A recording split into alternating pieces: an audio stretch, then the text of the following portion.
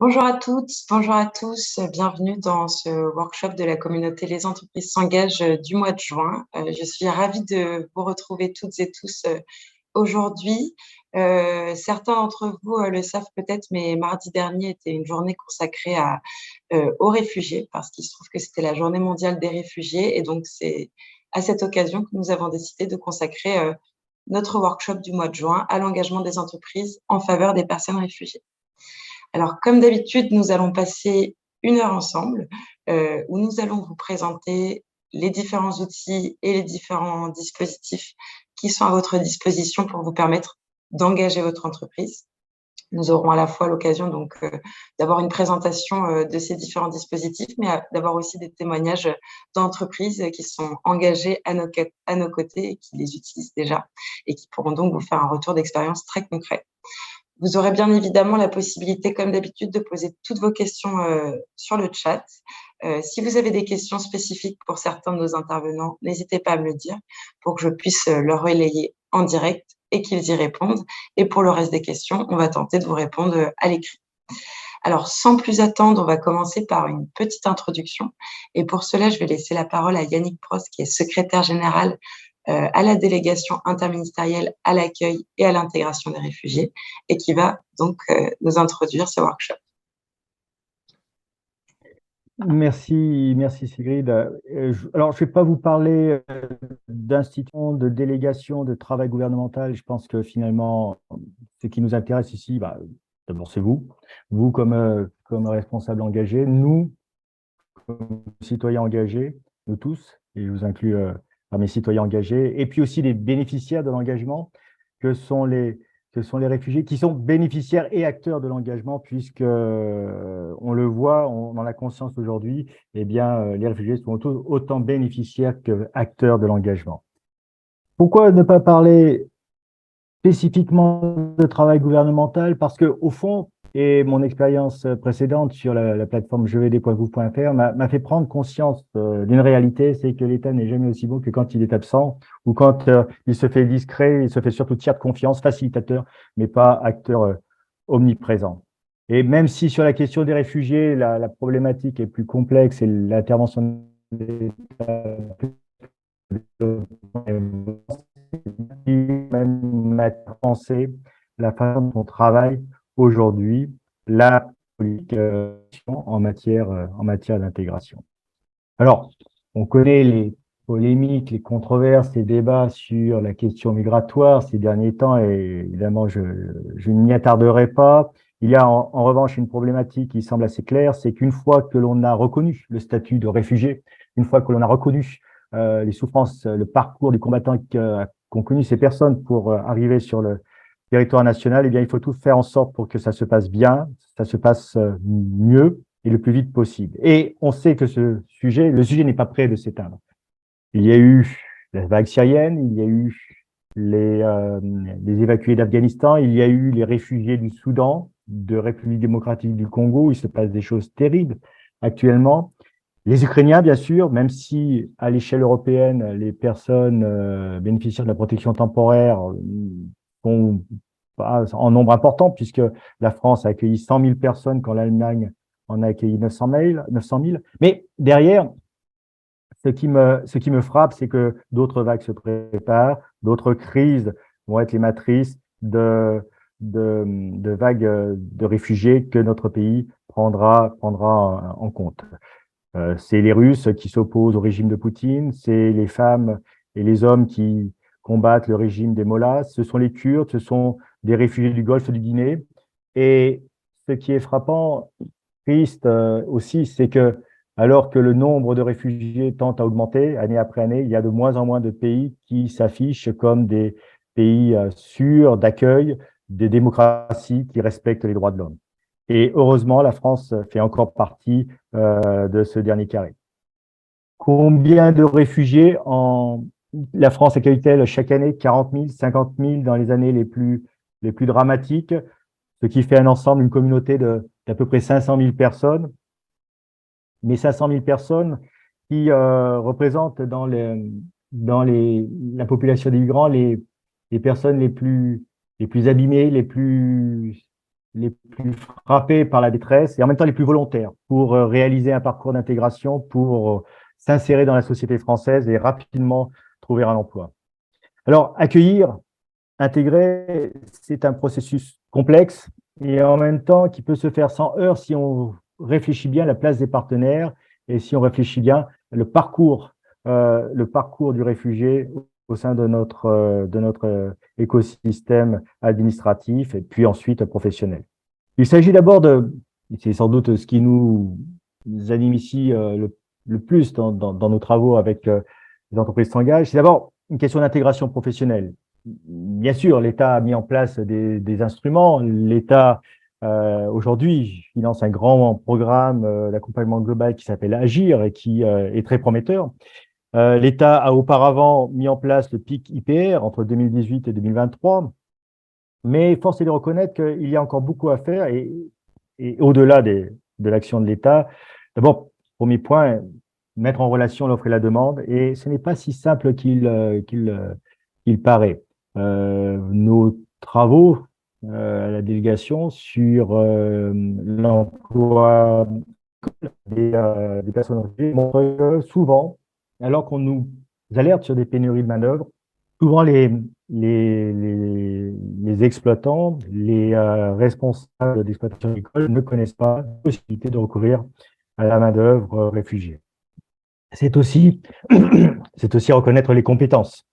Connaître les compétences, c'est connaître les compétences professionnelles, connaître les certifications, les diplômes que les personnes ont pu obtenir dans le pays de départ. Et là encore, on sent qu'il y a beaucoup à faire, que la comparaison, que la comparabilité des diplômes est encore un chantier que et les partenaires professionnels et l'État doivent alimenter. Et puis, il y a toute une série de pratiques qu'il faut pouvoir adapter au recrutement et à l'intégration dans l'entreprise des personnes réfugiées. Nos travaux que nous avons pu conduire avec les entreprises s'engagent et d'autres partenaires ont pu montrer que c'est bien l'intelligence collective au sein de l'entreprise qui va trouver, qui va permettre d'imaginer les solutions, mais que dans le cadre des travaux que nous menons actuellement avec vous, eh bien, nous pouvons diffuser les bonnes pratiques pour faciliter ce travail à réaliser par les entreprises. Alors, intégration professionnelle, mais à côté, d'autres types d'intégration, d'autres types d'actions sont nécessaires pour que tout se passe bien. L'intégration culturelle reste encore un chantier immense. L'école, qui n'intègre jamais autant que quand elle peut se faire dans la mixité sociale et culturelle. Et on le sait, notre système scolaire est encore loin d'être mixte. C'est résider dans la ville, là aussi, sans reconstituer des ghettos urbains qui ne sont pas favorables à cette intégration culturelle. C'est plus généralement le logement, une problématique sur le logement qui est prégnante, qui est cruciale. Nous avons des réfugiés qui ont eu le statut, qui ont été reconnus bénéficiaires de la protection internationale et qui dorment dans la rue, qui sont dans les campements, qui sont régulièrement éradiqués sur la région Île-de-France. Ces gens ont tous les droits pour pouvoir accéder à l'accompagnement social, à un logement social, et pourtant, la problématique est loin d'être résolue. C'est également apprendre le français. Alors, sur ce terrain, l'État, à travers de l'OFII, consent un effort considérable, mais dans les modalités, dans les pratiques, dans l'adaptation des modules de formation aux pratiques professionnelles, par exemple, il y a encore des champs à labourer et nous vous invitons à nous accompagner sur ce. Puis, participer à l'avenir des territoires qui connaissaient des difficultés en termes de présence des services publics, difficultés de recrutement de main-d'œuvre, difficultés pour lutter contre la désertification. Eh bien, l'arrivée des réfugiés dans un certain nombre de territoires, notamment les territoires ruraux, est autant une action, une problématique d'intérêt général qu'une promesse, qu'une chance pour un meilleur aménagement du territoire. Alors, nous avons besoin pour faire face à tous ces défis, pour faire face à toutes ces voies de l'intégration, de toutes les bonnes volontés. Nous avons besoin de l'intelligence collective et dans cette intelligence collective, dans les bonnes volontés, eh bien, les entreprises participent au premier rang.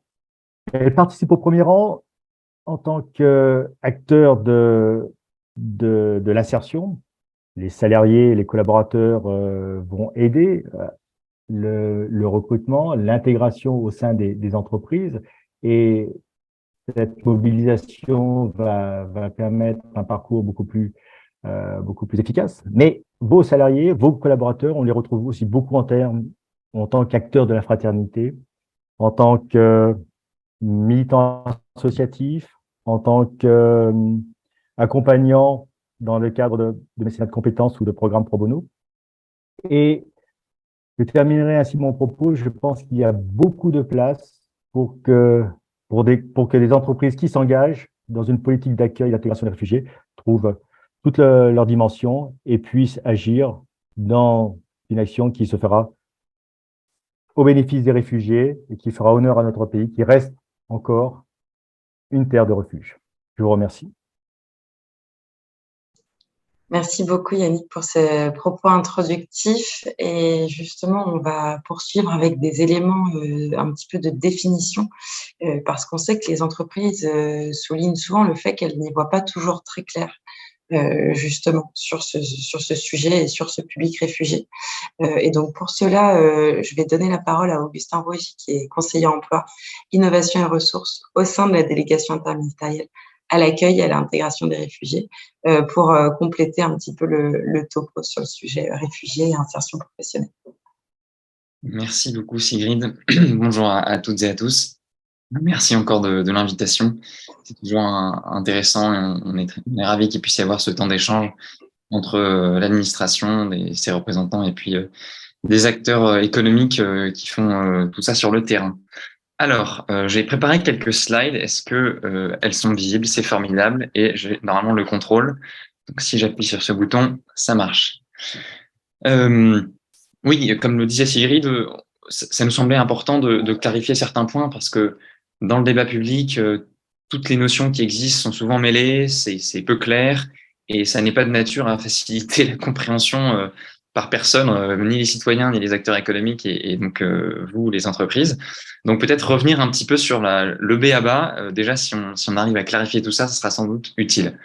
On parle aujourd'hui de réfugiés, qui est une notion juridique. En fait, on parle plus généralement de bénéficiaires de la protection internationale, puisqu'il y a plusieurs façons d'être protégé. On peut être réfugié, on peut être bénéficiaire de la protection subsidiaire, on peut être apatride, mais en tout cas, cette notion, elle est juridique. Et l'unique critère, en fait, c'est celui de la menace. On obtient une protection parce qu'on est menacé dans son pays. On entend souvent réfugié politique, réfugié économique. Ça n'a pas de réalité juridique en réalité.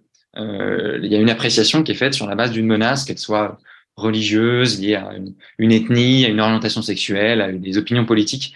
C'est ce critère-là, l'incapacité de rester dans son pays en étant vivant, entre guillemets, sans risque pour sa vie, qui fait qu'on peut obtenir une protection internationale. Donc ça, c'est une notion, à nouveau juridique, je pense que c'était important de le rappeler. On parle de migrants en général, et je voulais vraiment distinguer ces deux notions parce que on en parle souvent quand même dans le débat public. Ça, c'est une notion qui est géographique. Un migrant, c'est une personne voilà, qui a résidé au moins 1 an dans un pays étranger. Donc, on peut être trader à New York en étant français et être migrant. Donc, c'est pas du tout la même réalité que celle d'être réfugié, d'avoir des parcours de vie très compliqués. Il y a d'autres notions, simplement peut-être les Ukrainiens, on a beaucoup parlé de réfugiés ukrainiens. Typiquement, les Ukrainiens ne sont pas réfugiés au sens statutaire du terme, ils sont des déplacés, ils bénéficient de la protection temporaire, qui est un dispositif qui a été mis en place par l'Union européenne. Donc voilà, c'est encore une catégorie différente par rapport aux bénéficiaires de la protection internationale. Et puis les étrangers primo-arrivants, là c'est un groupe encore plus large, c'est vraiment des personnes qui arrivent en France, qui sont en situation régulière sur le territoire et qui sont là depuis moins de 5 ans et qui ont signé un contrat d'intégration républicaine. Donc c'est vraiment des notions différentes, mais simplement peut-être si on retient une distinction, c'est réfugiés bénéficiaires de la protection internationale, c'est vraiment des personnes qui étaient menacées qu'on protège et qui donc, en vertu du droit d'asile, peuvent rester en France, contre, entre guillemets, la notion de migrant qui est beaucoup plus vaste, beaucoup plus floue et qui est plutôt géographique. Alors, ensuite, pour ce qui est du cadre légal, parce que ça c'est aussi un sujet sur lequel c'est pas forcément évident de parfois faire passer des informations. Quand on est réfugié en France, je pense que c'est à la limite, s'il y a une chose à retenir de ce que je vais vous dire, c'est ça. Quand on est réfugié, donc quand on a eu une protection internationale, en France, on peut travailler. Voilà, donc il n'y a pas d'impossibilité légale pour ce faire, c'est possible. C'est le cas aussi pour les déplacés ukrainiens, des bénéficiaires de la protection temporaire. Donc, mais voilà, ça c'est important parce que souvent il y a quand même des confusions, réfugiés, migrants, où là c'est compliqué, on va se faire taper dessus. Non, pas du tout. Quand on est réfugié, il y a aucune difficulté. Quand on est demandeur d'asile, donc quand on arrive en France, on fait une demande d'asile et ensuite, à l'issue du processus, on obtient une protection. Pendant cette période, c'est un peu plus compliqué. C'est possible sous condition au bout de 6 mois sur autorisation. Mais donc, c'est vrai que c'est plus compliqué, ça concerne moins de monde. Donc, globalement, c'est vraiment quand on est réfugié qu'on a la possibilité d'avoir un emploi. Voilà un petit peu ce que je voulais vous dire sur le cadre légal sur ce sujet. Alors, les chiffres à retenir, Yannick Pro en a parlé, hein, mais ça me semblait important peut-être de prendre un peu de recul, de dire que donc aujourd'hui, on a plus de 500 000 personnes réfugiées, bénéficiaires de la protection internationale en France. C'est quand même pas négligeable. Et on a surtout une augmentation assez nette, en fait, des protections octroyées par la France, puisqu'on était dans les années 2000 autour de 10 000 personnes par an et qu'on est aujourd'hui à plus de 50 000 en raison à nouveau des différentes crises malheureusement qui ont lieu sur notre planète et souvent à proximité de l'Europe. Et les déplacés ukrainiens, donc à nouveau, qui étaient 100 000, certains sont partis, les chiffres évoluent vite, mais voilà, pour vous redonner des ordres de grandeur, la pédagogie, c'est l'art de la répétition. Voilà. Alors, là, j'ai l'impression que le PowerPoint a sauté, donc c'est pas grave, je peux continuer sans PowerPoint. Ce que je voulais vous dire sur la situation actuelle des personnes réfugiées, c'est pendant très longtemps, leur taux de chômage a été était très élevé, près de 40%. Et donc, en raison de tous les freins, et j'y reviendrai, auxquels ils sont confrontés, c'était très compliqué, en fait, pour les personnes réfugiées de trouver un emploi. Et grâce à tous les dispositifs publics qui ont été mis en œuvre, à l'engagement collectif, et pas uniquement de l'État à nouveau, hein, et des acteurs publics sur le sujet, on a aujourd'hui un taux de chômage des personnes réfugiées qui se rapproche de celui des étrangers, qui est malheureusement plus élevé que celui de la population générale. Mais à nouveau, voilà, il y a des progrès qui sont faits et on est aujourd'hui, on diminue ce taux et on se rapproche des 15%. Alors, peut-être, je sais, normalement, je voulais vous parler des différents freins, mais c'était pas essentiel parce qu'à nouveau, il y a des freins périphériques. À nouveau, je vous disais, il n'y a pas de contraintes légales. On peut travailler. Maintenant, vous le savez aussi, la question de la langue, la question de la mobilité, du logement, parfois aussi de la parentalité. Toutes ces questions-là font que c'est pas forcément évident. Mais à nouveau, beaucoup a été fait, à la fois par l'État et par tous les acteurs publics sur ce sujet pour essayer de justement faciliter, de lever ces freins. Et le monde associatif joue un rôle clé aussi sur le sujet. Donc, soyons optimistes là-dessus. Simplement pour peut-être conclure sur un point, des messages généraux. Peut-être 2 idées. Déjà, il est donc possible d'employer une personne réfugiée quand on est une entreprise. Il n'y a aucune contrainte légale. Personne ne viendra vous critiquer ou vous chercher des noises. Enfin, voilà, il y a pas de difficulté en fait administrative sur le sujet, en tout cas sur le plan du droit. Et peut-être une autre idée, c'est de dire que ça fonctionne et que ça marche. Et ça, je suis ravi qu'il y ait des témoignages aujourd'hui d'entreprises qui sont inscrites dans cette démarche. Je pense en particulier à Amélie, je suis ravi de te voir. Et peut-être de dire qu'à nouveau, c'est gagnant-gagnant. C'est pas évidemment qu'il y a un enjeu, et les pouvoirs publics le disent beaucoup, moral, d'accueil. La France est une terre de refuge. Et c'est aussi évidemment pour ça qu'il faut s'engager. Mais c'est aussi gagnant-gagnant. C'est aussi une manière pour les salariés de trouver du sens, pour les entreprises de trouver des salariés qui sont motivés, parce que les réfugiés ont envie de se reconstruire, ils ont envie de trouver une place dans la société, d'être autonomes financièrement. Et je pense que c'est pas les valeurs contre l'intérêt c'est vraiment un mutuellement bénéfique entre les personnes réfugiées et entre les entreprises. Et je cède la parole là-dessus. Merci beaucoup, Augustin, pour ces propos complémentaires. Justement, tu évoquais les freins périphériques. On va vous présenter tout de suite un dispositif en fait spécifique dont les entreprises peuvent s'emparer, qui s'appelle HOPE, Hébergement, Orientation et Parcours vers l'Emploi. Et c'est Pascale Gérard, la directrice de l'innovation sociale de l'AFPA, qui va vous le présenter, qui va nous présenter comment cela fonctionne et comment les entreprises peuvent l'utiliser. Bonjour à toutes et à tous. Il y a mon petit PowerPoint qui devrait démarrer aussi. Voilà. Je vais vous présenter donc un dispositif qui est en réalité fait pour vous. Tout d'abord, vous aurez remarqué qu'on a choisi un acronyme qui, pour une fois, a du sens, tandis qu'en emploi et en formation, on a souvent des acronymes qu'on ne comprend pas. HOPE, hébergement, orientation, parcours vers l'emploi. Quand on a... Ah, il ne veut pas bouger mon truc. Si, voilà. Alors, HOPE a été conçu il y a maintenant 7 ans, après 1 an d'expérimentation. C'est un partenariat public-privé, ce qui veut dire qu'il est à la fois sous l'égide du ministère du Travail et du ministère de l'Intérieur, mais aussi financé par les entreprises. Et vous allez voir comment ça fonctionne. Évidemment, nous avons les entreprises au travers de vos OPCO, mais Pôle emploi à nos côtés et l'OFI, évidemment. Alors, les critères d'entrée dans le programme, je vais aller rapidement. On a déjà parlé de la possibilité qui est faite évidemment aux réfugiés de pouvoir travailler, mais aussi de se former, voire de faire des contrats en alternance. Je passe rapidement là-dessus. Voilà. Alors, quand on a créé HOPE, on est parti de 2 constats. D'une part, si les réfugiés avaient accès à l'emploi de façon réglementaire et aussi aux formations, nous n'en avions que très peu à l'AFPA, qui est un établissement public de formation le plus gros en France. Nous n'en voyions pas arriver. Et nous avons fait le constat qu'en fait, il y avait des chaînons manquants, particulièrement sur un apprentissage accru de la langue à visée professionnelle, et par ailleurs qu'il nécessitait aussi ces personnes d'être accompagnées tout au long de leur parcours. Nous avons donc fabriqué un parcours qui dure entre 7 mois et 1 an et demi, selon les besoins que vous avez dans les entreprises. La première partie de ce programme est une formation langagière avec des secteurs d'activité, c'est-à-dire que la préparation langagière va être déjà à visée professionnelle et donc pas simplement l'apprentissage du français, ils l'ont fait déjà avant, mais c'est 3 mois à plein temps pour vraiment de l'apprentissage du français à visée professionnelle. Puis ensuite, la formation métier qui, elle, se fait en contrat de pro, c'est-à-dire en alternance chez vous, sous forme d'un contrat de pro ou contrat d'apprentissage d'ailleurs.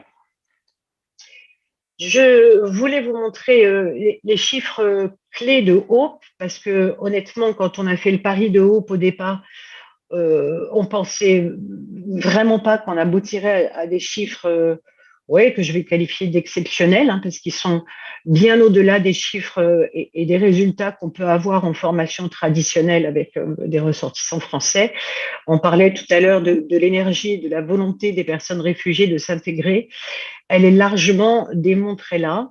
Nous avons accueilli, alors là, on est maintenant à plus de 5000 stagiaires. Le dispositif existe sur tout le territoire national, avec plus de 400 maintenant formations programmées sur tout le territoire. On peut apprendre tous les métiers dans le cadre de HOPE. Et puis nous avons jusque-là 450 entreprises partenaires. C'est ce nombre-là que nous avons besoin de voir augmenter. Pourquoi on souhaite le voir augmenter? Tout simplement parce que le chiffre qui est important est en bleu. Nous avons 82,75% des personnes qui réussissent leur diplôme à l'issue de la formation, et nous en avons près de 74% qui sont en emploi dès la sortie de la formation, et par ailleurs 88% qui sortent aussi en logement pérenne. En fait, ce programme qui est tout en un, qui comprend donc apprentissage du français, apprentissage métier, les personnes sont hébergées tout le long de ce parcours et sont accompagnées sur tous les problématiques de leur vie, les problématiques sociales, les problématiques administratives qui peuvent être nombreuses. Et là, c'est nous qui nous en occupons. Cela vous décharge. Et évidemment, les entreprises peuvent être embêtées avec des renouvellements de titres de séjour, par exemple. Tout ça, nous nous en occupons pour vous, pour les entreprises. Et puis, on fait un suivi aussi avec des psychologues qui peuvent avoir à intervenir. On disait tout à l'heure la violence du parcours du combattant. Certains peuvent avoir besoin effectivement de psy spécialisés dans les traumatismes liés aux migrations. Je suis partie sur l'autre slide. J'en terminerai en vous disant que Hope, ça fonctionne très bien. Les entreprises se signalent, ou au travers des entreprises s'engagent et nous nous engageons à vous recontacter individuellement, ou bien passent par leur OPRO, hein, que vous financez, puisque vous avez, et c'est donc votre argent qui en partie d'ailleurs est utilisé dans le cadre de Hope. Et puis ensuite, voilà comment ça se passe avec les réussites que je vous ai montrées. Moi, je pense que je ne vais pas faire beaucoup plus long, sauf à vous dire qu'on a besoin de vous. Si peut-être ajouter que les entreprises qui se sont engagées dans Hope, très souvent continuent sur Hope parce que vous rencontrerez des collaborateurs exceptionnels. On ne va pas faire de concurrence dans les publics en général, mais vous rencontrerez des collaborateurs exceptionnels qui seront réellement très engagés. Je n'ai jamais vu une volonté pareille, je n'ai jamais vu une résilience pareille chez ces personnes. Et voilà, l'intégration dans vos entreprises se passe en général vraiment très bien. Aucun problème majeur depuis 7 ans. Sur les angoisses que vous pourriez avoir, je ne sais pas, de type radicalisation, etc., etc. Ce ne sont pas de cela dont on parle et nous n'avons eu aucun de ces problèmes sur les 5000 personnes que nous avons déjà accueillies. Merci. Merci beaucoup, Pascal, pour cette présentation très complète et beaucoup de personnes demandent notamment de pouvoir récupérer ton support de présentation. Bien sûr, mais vous l'avez. Voilà. Super, donc on le relaiera à tout le monde et peut-être donc pour compléter ce qui vient de vous être présenté sur Hope, on va vous présenter d'autres dispositifs qui peuvent s'intégrer dans une logique de complémentarité dans le recrutement et l'accueil d'une personne réfugiée. Donc pour cela, je vais accueillir Hervé Joanneau, qui est directeur par intérim de la direction du développement des compétences dans les territoires chez Pôle emploi et qui va vous présenter les différents dispositifs également qui sont à votre disposition. Alors bonjour à toutes et tous. Alors j'espère que vous allez bien m'entendre. Je suis au ministère et ça capte assez mal, donc je vais essayer d'être le plus précis possible. Donc je vais m'inscrire complètement dans la continuité de ce que vient de dire Pascal Gérard de l'AFPA. Les programmes pour les réfugiés sont construits notamment autour des formations avant embauche. Programme Hope, en fait, c'est une préparation opérationnelle à l'emploi collective, c'est-à-dire c'est un dispositif qui est porté par les OPCO pour des formations qui peuvent aller jusqu'à 400 heures. On peut même les rendre un petit peu plus longues lorsque la formation doit être un peu plus poussée pour un certain nombre de demandeurs d'emploi. Et au-delà, effectivement, de ce programme Hope qui, comme vous l'avez vu, est très complet, puisqu'il y a un accompagnement, il y a de l'hébergement, il y a de l'orientation. Il faut savoir qu'on travaille avec les OPCO sur d'autres programmes. Vous avez peut-être entendu parler du programme Sésame, du programme AIRE, qui s'appuie toujours également sur des dispositifs de formation avant embauche, les préparations opérationnelles à l'emploi, et qui visent à vous amener en fait une personne avec les caractéristiques que vous voudrez. Je vais vous donner des exemples. On a des exemples, par exemple, d'entreprises qui recherchent des conducteurs de bus, qui vont avec l'OPCO ou directement avec Pôle emploi, puisque ça peut également se faire directement avec Pôle emploi, rechercher un organisme de formation qui va pouvoir faire tout ce qu'on va appeler formation langagière, comme ça a été dit tout à l'heure, combiné à une formation pour devenir conducteur de bus, en l'occurrence le permis D. Et ces formations je dirais à double visée, c'est apprendre le français d'une part et apprendre parfois la technique d'autre part. Elles se font dans énormément de secteurs d'activité. Ce type de programme, on peut le faire aussi bien dans le domaine de la santé et du soin. On a formé, par exemple, des agents de services hospitaliers par ce biais-là. Nous avons également formé dans le domaine du commerce Voilà, et on peut se dire aussi que parfois les réfugiés, ils ont aussi un avantage, c'est qu'ils peuvent ils peuvent parler une autre langue que le français. Donc voilà, je pense que ce qu'il faut retenir, c'est que les dispositifs de formation avant embauche sont complètement adaptés à ce public. Voilà, donc si vous avez des contrats à proposer, des contrats à temps plein ou à temps partiel, puisque c'est également possible à temps partiel. Vous pouvez tout à fait, si vous avez du mal à recruter et que vous identifiez une personne réfugiée qui pourrait accéder à l'emploi que vous proposez, vous pouvez tout à fait venir nous voir pour qu'on vous accompagne dans la mise en œuvre d'une formation avant embauche, en vous aidant par exemple à trouver les organismes de formation qui vont bien pour permettre à la personne d'acquérir à la fois la maîtrise de la langue et également la maîtrise technique sur le secteur dont vous dépendez. Voilà, donc on est véritablement sur un dispositif complémentaire au dispositif HOPE, à travers soit la préparation opérationnelle à l'emploi collective, donc là c'est un financement HOPECO, soit la préparation opérationnelle à l'emploi individuel, si vous êtes une entreprise et que vous avez un besoin spécifique, à travers un financement direct par Pôle emploi. Et comme je le disais, on est toujours sur des formations qui sont relativement rapides. On est sur de l'ordre de 400 heures, ça peut être un petit peu plus long, mais le but, véritablement, c'est de faire acquérir à la personne les compétences manquantes pour l'emmener à l'emploi le plus rapidement possible.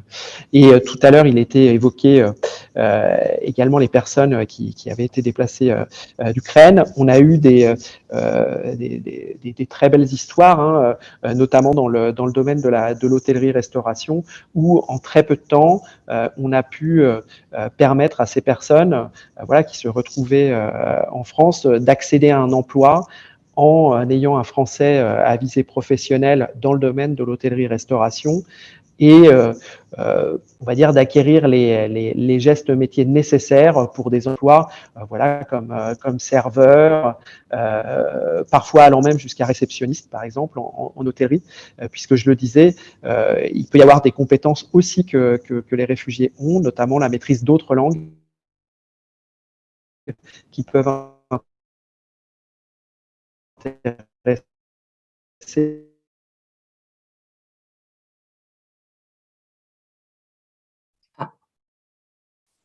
Je crois qu'on a perdu Hervé, que la connexion au ministère du Travail est un petit peu défaillante. En tout cas, n'hésitez pas si vous avez d'autres questions pour Hervé sur les sujets qu'il vient d'évoquer. J'en profite pour répondre à une autre question également que j'ai vu passer sur la liste en fait de toutes les associations qui traiteraient en fait, qui accompagneraient les personnes réfugiées, notamment sur le volet de l'insertion professionnelle. Alors c'est un sujet sur lequel on travaille avec la délégation interministérielle et on devrait donc être en mesure d'ici quelques mois de pouvoir vous fournir une première liste de toutes les associations sur le territoire qui œuvrent en ce sens. Pour continuer et peut-être illustrer les différents dispositifs qu'on vient de vous présenter, rien de mieux que le témoignage d'une entreprise engagée.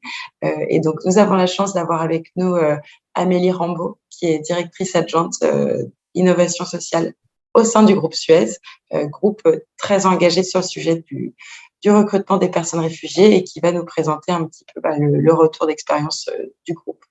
Merci beaucoup, Amélie. Merci Sigrid, bonjour à tous et à toutes. Effectivement, le groupe Suez est engagé de longue date en faveur de l'accompagnement des personnes éloignées de l'emploi et notamment effectivement du public réfugié.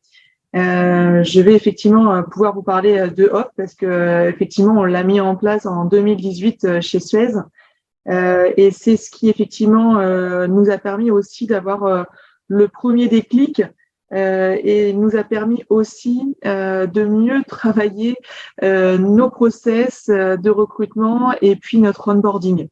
Donc ça a été aussi un dispositif intéressant au niveau RH, au niveau du groupe pour pouvoir effectivement mieux travailler sur notre façon aussi de recruter et d'accompagner les personnes. La première chose que je voudrais dire aussi, c'est avant effectivement d'aller sur les sujets des dispositifs, c'est que le projet de Suez au démarrage, c'est quand même de recruter sur des métiers en tension. Évidemment qu'au-delà de la mission que je mène à la direction de l'innovation sociale, où évidemment notre intérêt et notre objectif chaque jour, c'est d'avoir un impact social positif sur les territoires et évidemment avec des solutions qui soient, on va dire, circulaires et inclusives. Au-delà de ça, effectivement, on travaille principalement pour le business et on travaille surtout effectivement pour pouvoir recruter effectivement sur les métiers de tous les jours du quotidien. Donc les métiers de Suez, ce sont les métiers de l'eau et du déchet. Je pense que c'est intéressant aussi de le préciser parce que j'ai entendu effectivement Pascal qui disait que c'est accessible pour tout type de métier. Nous, effectivement, nos métiers sont des métiers dans la valorisation des déchets, dans la gestion et la protection de la ressource en eau. Donc, on va avoir à la fois du transport et de la logistique avec des chauffeurs, des équipiers et aussi de l'exploitation, hein, donc des personnes, des opérateurs ou des techniciens d'exploitation. Mais on va aussi avoir de l'autre côté des canalisateurs, des opérateurs réseau, des techniciens de maintenance. Donc voilà, je pense que ça ressemble plus ou moins à beaucoup de grandes entreprises avec qui on travaille au quotidien. On a parlé du transport, mais je pense qu'effectivement, il y a pas mal d'entreprises de transport qui sont en recherche. Donc voilà. Le projet HOP, on l'a mené en 2018 sur des profils de chauffeurs poids lourds. 12 chauffeurs poids lourds accompagnés et intégrés effectivement sur le site de l'AFPA à Saint-Étienne, avec un objectif qui n'était pas forcément évident, qui était que les postes de Suez n'étaient pas à Saint-Étienne, mais étaient un petit peu partout en France, notamment en Île-de-France et en Bourgogne-Franche-Comté. Donc, il y a eu un gros travail de mener aussi en termes d'accompagnement social et professionnel sur la mobilité des personnes et effectivement la levée des freins sociaux et professionnels. J'ai envie de dire que c'est la priorité. Évidemment qu'il y a le sourcing qui est très important et là, nous, on a été très prudents. Mais on s'est aussi planté et c'est important de le dire parce que on n'a pas refait les mêmes erreurs après. On a évidemment on avait sourcé au démarrage sur des profils très différents, très atypiques, où on avait des fois des photographes, on avait des personnes qui avaient eu des expériences effectivement beaucoup plus, on va dire, intellectuelles, hein, mais, sur leur pays d'accueil, enfin sur leur pays d'origine, et ça n'a pas forcément bien fonctionné. C'est-à-dire que le retour d'expérience que je peux aussi en faire pour toutes les entreprises, c'est de bien travailler sur le sourcing en amont pour que effectivement les personnes elles restent bien jusqu'au bout de la formation et elles se rendent pas compte qu'effectivement oui, passer de photographe ou médecin à mécanicien poids lourd ou chauffeur poids lourd ou technicien, oui en fait nécessairement on peut concevoir que ce ne soit pas le même métier, ce ne soit pas les mêmes exigences, ce ne soit pas les mêmes dispositions. Et ça, c'est vraiment, pour moi, à mon sens, très prioritaire parce que, voilà, on ne l'a pas reproduit de la même façon les fois d'après. Ça, c'est, on va dire, le premier retour d'expérience que j'ai. Le deuxième retour d'expérience que je peux donner aussi à des entreprises, c'est l'accompagnement social et professionnel, comme je le disais. Il faut vraiment, vraiment, au démarrage, lever des freins. Psychologique, social, même technique. Hein. Je pense au poste de chauffeur poids lourd. Le code de la route n'est pas le même en France que en Syrie, en Afghanistan, en Tchétchénie et autres. Donc ça peut paraître, voilà, c'est des choses auxquelles on pense pas forcément quand on démarre un projet comme celui-ci, où on se dit, en fait, tu es chauffeur poids lourd, t'es chauffeur poids lourd, t'as été chauffeur poids lourd dans ton pays, tu seras chauffeur poids lourd. Oui. D'accord, sauf que du coup le code n'est pas le même, le code de la route n'est pas le même. Les équivalences n'ont pas été forcément évidentes à avoir avec certains pays. Donc il a fallu faire repasser effectivement des permis. Ça, il faut le savoir. C'est-à-dire que ça prend du temps. C'est pour ça aussi qu'on a un SAS et l'AFPA le fait bien là-dessus. Effectivement, s'il y a un SAS qui permet effectivement de travailler sur le savoir-faire et le savoir-être. Et ça, ce sont des dispositifs qu'il faut connaître. Il faut bien les anticiper. Ne pas s'attendre effectivement à ce que tout roule. La première semaine en entreprise, il faut vraiment travailler en amont 3 à 4 mois avant pour que l'intégration se passe correctement. Voilà, je pense que c'est vraiment les 2 retours d'expérience que je ferai qui sont ceux sur lesquels vraiment on a travaillé. Il y a évidemment, je dirais, les 2 derniers points peut-être que je pourrais évoquer, c'est sur le onboarding, sur l'intégration des personnes quand elles arrivent en entreprise. Il y a aussi un vrai besoin d'accompagnement. Il faut définir un mentor, il faut définir un tuteur. Évidemment que les personnes, on a l'habitude d'être accompagnées, d'être suraccompagnées des fois. Et il faut aussi qu'elles sachent que quand elles se rendent en entreprise, du coup, elles vont progressivement lâcher aussi ces dispositifs d'accompagnement. C'est pas évident. Donc ça, il faut aussi l'anticiper. Et il faut qu'effectivement, il y ait des personnes qui soient à la fois présentes dans l'entreprise, mais aussi présentes à côté pour vérifier effectivement qu'il y a l'effet promo, il y a l'effet d'intégration aussi qui se passe bien et lever vraiment encore tous ces freins. Et puis, donc ça, je parle vraiment du onboarding. Et puis, il y a aussi la fin. La fin qui est primordiale. Comment on travaille avec les personnes pour leur dire maintenant c'est terminé. Vous allez rentrer dans la vraie vie active, c'est-à-dire que l'objectif c'est qu'il va falloir vraiment se débrouiller seul, sans tous ces dispositifs d'accompagnement que vous avez eu jusqu'à maintenant, sans l'entreprise aussi qui va être sur vous continuellement, parce que là ils ont vraiment été pas choyés, mais en tout cas ils ont vraiment été accompagnés durement pendant la période. Et donc il faut vraiment préparer aussi cette sortie. Nous, on l'avait pas suffisamment bien préparé sur le projet HOP au démarrage, et on s'est rendu compte qu'il y a des personnes qu'on a perdues parce que justement, on n'avait pas été suffisamment attentifs, à leurs problématiques ou à leurs desiderata ou aux problématiques de mobilité aussi, puisque c'est pareil, il peut y avoir aussi des hébergements qui peuvent être faits d'urgence ou autres, et à la fin, effectivement, du dispositif, on les perd, ou en tout cas, on en a moins, et donc, il faut anticiper aussi tout ça. Globalement, le projet, il est plutôt positif parce qu'on a gardé des candidats qui ont participé à l'alternance à ce moment-là, hop, et qu'on a toujours chez Suez. C'est des personnes qui effectivement sont top, qui ont une capacité d'apprentissage qui est assez impressionnante. On a réitéré le projet, pas forcément avec le dispositif hop en 2019, en 2021, et on est encore en train de le faire aujourd'hui, sur des mécaniciens poids lourds dans le cadre du plan d'investissement des compétences avec le groupe Lumando. On avait 9 mécaniciens poids lourds qui ont terminé il y a 1 mois. On en a recruté 6 en CDI. Donc, c'est des choses qui fonctionnent. On a appris nos erreurs aussi à l'intérieur de Suez pour savoir aussi comment bien les intégrer. Et effectivement, les résultats sont meilleurs aussi. L'intégration est plus intéressante et plus importante. Et on est en train de tester effectivement sur un dispositif de technicien de maintenance, sur un dispositif d'opérateur aussi. On a trois canalisateurs actuellement en réfugiés qui sont en Île-de-France et également en accompagnement. Donc ça fonctionne.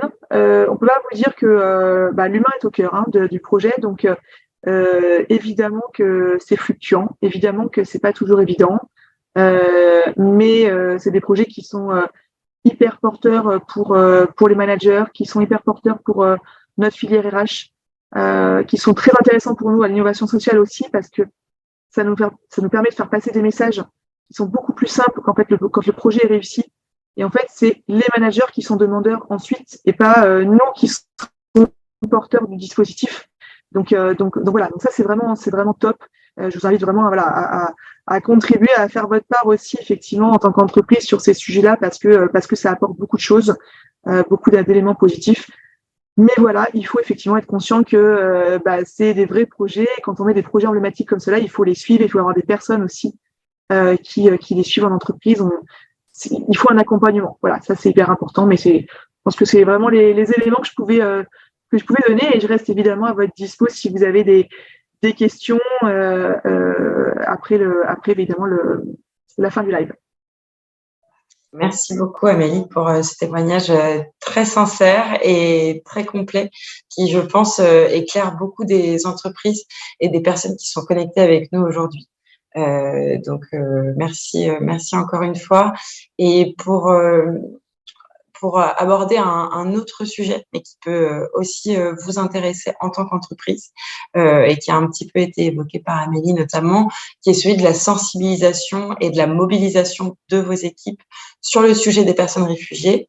Il se trouve que pour sensibiliser et engager vos équipes, vous pouvez faire appel au mentorat, qui peut constituer un outil vraiment formidable de mobilisation et d'engagement de vos collaborateurs. Et donc, c'est pour cela que nous avons demandé à l'association Codico de nous présenter leur activité aujourd'hui en duo avec une personne qui est mentor aujourd'hui chez Codico. Alors, pour commencer et pour nous présenter un petit peu ce qu'est Codico, ce que fait l'association et comment vous, entreprise, vous pouvez déployer le mentorat au sein de votre entreprise et pour vos collaborateurs. Je vais donner la parole à Marion Deuillet, qui est responsable mécénat et partenariat au sein de l'association. Bonjour à toutes et à tous. Merci de nous laisser présenter Codico aujourd'hui. Je vais vous présenter l'association et puis je laisserai la parole ensuite à Frédéric qui pourra vous faire son retour d'expérience plus complet. Codico, on est une association qui va travailler pour l'insertion sociale et professionnelle des personnes réfugiées en créant du lien avec le monde de l'entreprise. Vraiment, notre objectif, c'est que les personnes réfugiées qu'on va accompagner par le programme puissent acquérir des codes socio-professionnels français pour pouvoir mieux s'intégrer ensuite dans le monde du travail et de créer la rencontre entre les personnes réfugiées et le monde de l'entreprise qui sont souvent dans deux mondes très différents. Et donc, en créant cette rencontre, on va essayer de changer le regard que le monde de l'entreprise, que vos collaborateurs peuvent avoir sur les personnes réfugiées, et puis vraiment de sensibiliser à cette cause et un recrutement plus inclusif. Pour vous donner quelques chiffres et quelques informations pour vous situer, Codico, ça a été créé en 2016 au moment de la crise en Syrie. Depuis, on a accompagné plus de 1000 binômes réfugiés et salariés. Et aujourd'hui, on est présent sur 4 territoires, à Paris, Rennes, Strasbourg et Tours. Et on a pour projet d'ouvrir 2 territoires par an à partir de cette année. Donc, on espère pouvoir être bientôt à Bordeaux, Valence et Montpellier, si vous y êtes. On a aujourd'hui plus d'une 50aine d'entreprises qui se sont engagées dans le programme, dont Suez, par exemple, qui est présent aujourd'hui. Et donc ça, sur tout l'ensemble de nos territoires, on a des grosses entreprises comme Suez sur le territoire en Île-de-France, comme des plus petites entreprises au niveau local qui peuvent également bénéficier de ce programme de mentorat.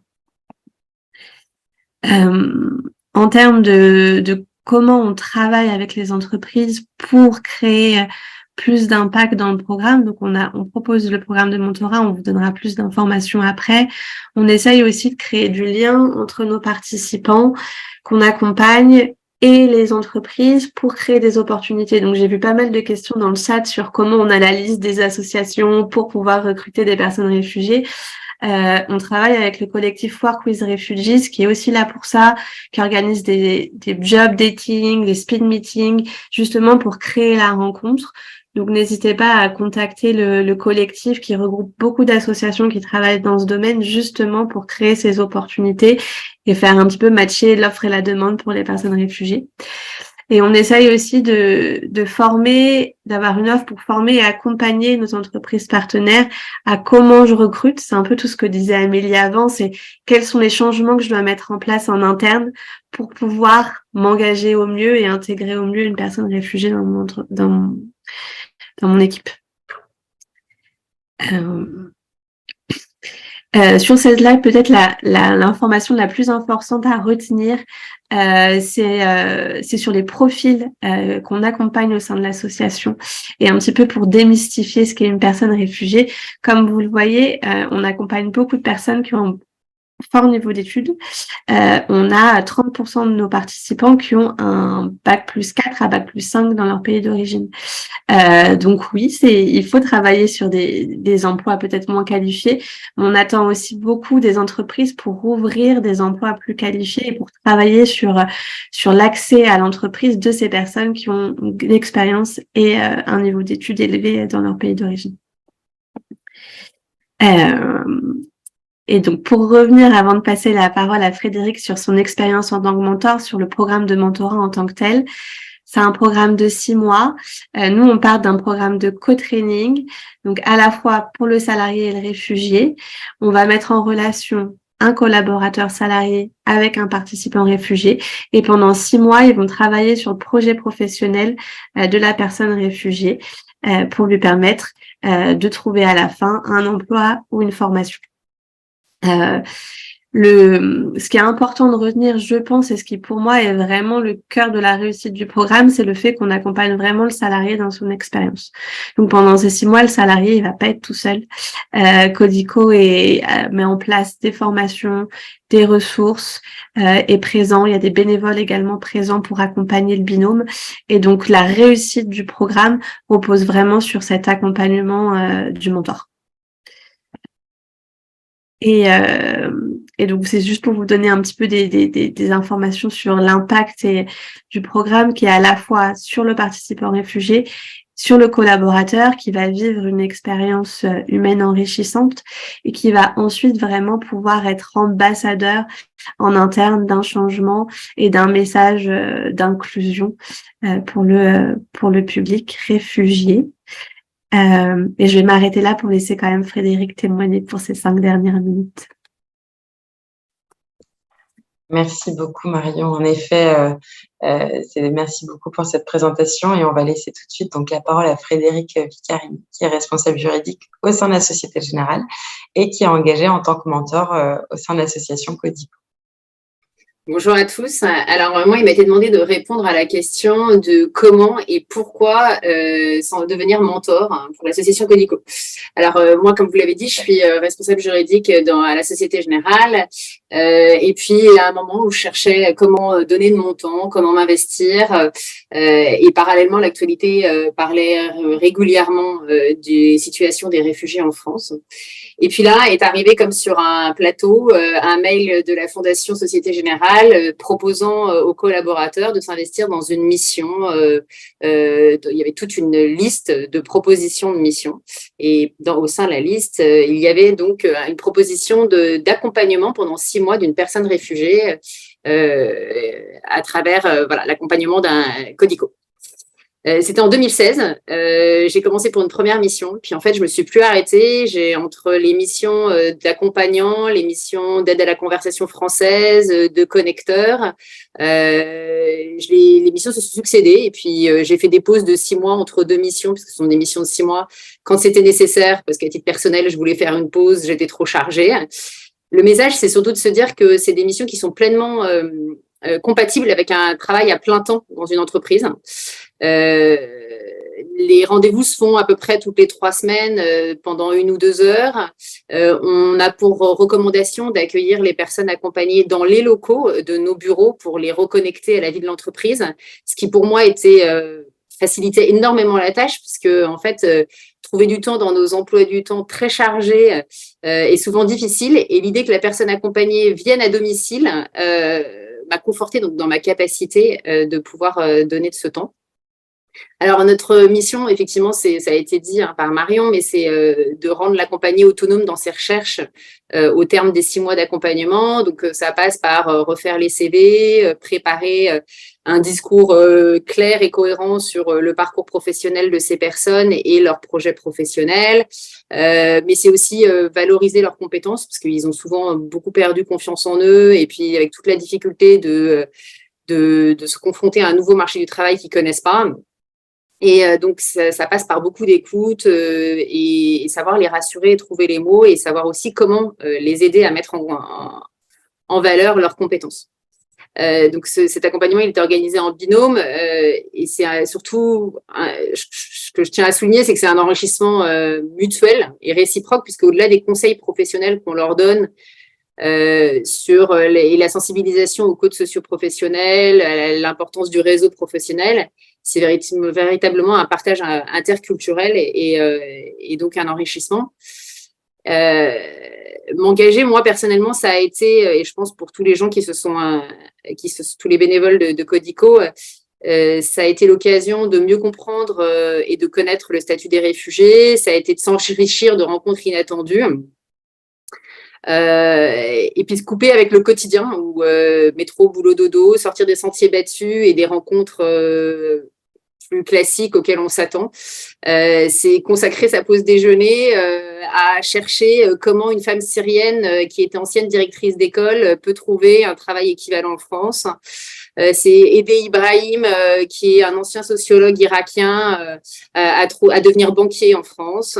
C'est s'intéresser aux diplômes nécessaires pour être coiffeur, pour être documentaliste dans une école, comment trouver une équivalence du diplôme d'avocat syrien en France. C'est voilà, tant de recherches qui nous poussent à sortir de notre quotidien et de nos activités classiques pour se plonger dans un autre monde. Et forcément, on en sort nécessairement enrichi, comme vous pouvez vous en douter.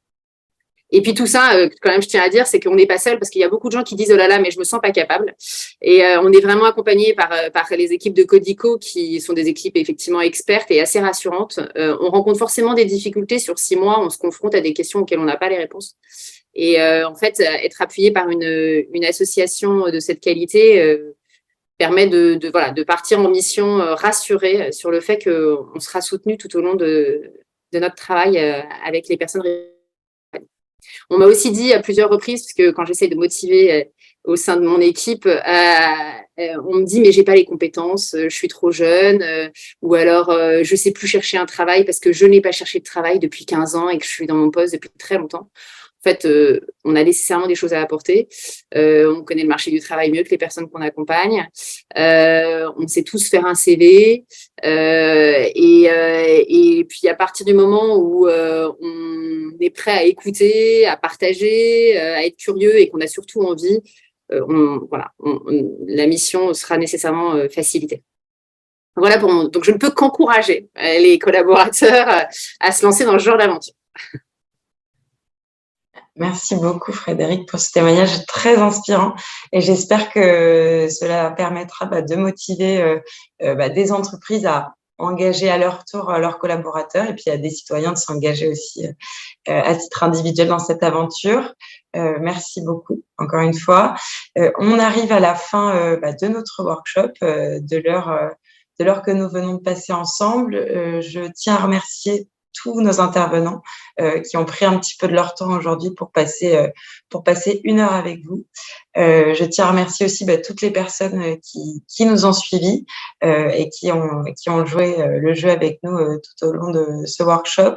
Nous vous enverrons donc comme d'habitude un email avec le lien vers le replay de ce workshop et tous les dispositifs et les supports qui vous ont été présentés aujourd'hui.